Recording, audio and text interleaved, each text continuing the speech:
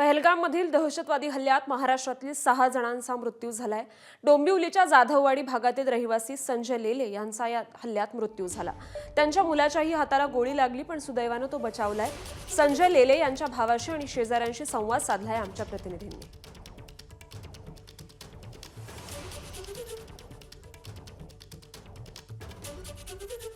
काश्मीरमधील पहलगाम या परिसरामध्ये झालेल्या दहशतवादी हल्ल्यामध्ये डोंबिवलीतील तिघांचा मृत्यू झाल्याची घटना घडलेली आहे। आपण आहोत या ठिकाणी संजय लेले यांच्या घराच्या ठिकाणी आणि त्यांचं घर आपण बघू शकतो या ठिकाणी बंद आहे आणि त्यांच्या शेजाऱ्यांशी आपण बातचीत करणार आहोत की त्या जे कुटुंब आहे त्या कुठे गेले आणि काय झालं नक्की त्यांच्यासोबत। फिरायला गेले, आम्हाला काही माहीत नाही तसं, पण फिरायला जातो असं सांगून गेला की आम्ही आठवडाभर जातोय म्हणे काकू, तर लक्ष ठेवा घराकडे, एवढंच।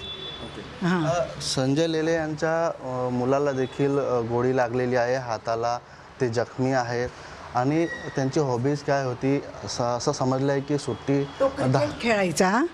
संजय आमचा क्रिकेट खेळायचा आणि मुलगा पण खेळतो आणि आमचा एक क्रिकेटरच होता, आम्ही त्याला सचिन म्हणायचो दुसरा। खूप सुंदर क्रिकेट खेळायचा तो। हर्षल नाही, संजय स्वतः। हर्षल पण खेळतो, पण संजय आमचा क्रिकेटर होता। एक सृजनशील सुस्वभावी सर्वांशी मिळून मिसळून वागणारा असा संजय। आता दैवाने त्याला नेलं, त्याला आपण काही करू शकत नाही, नाही का? पण तो बिल्डिंगमध्ये असलेला एक सर्वसाधारण आणि सर्वांशी इतका रिस्पेक्टने वागत होता की त्याच्या इतका चांगला मुलगा नव्हता।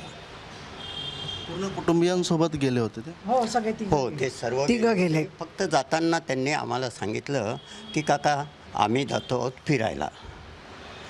आता ते कुठे फिरायला जातात हे नाही माहिती मला। नुकतंच हर्षलचे जे जखमी आहे त्याची परीक्षा आत्ताच झाली आहे आणि सुट्ट्या लागल्या म्हणून ते मुलाला घेऊन फिरायला गेले। हां, 12वी पण झाली आहे, तो कॉलेजला आहे। कॉलेजला आहे तो। हां, आता परवाच सुट्ट्या लागल्या त्याला आणि मग ते फिरायला घेऊन गेले मुलाला असं।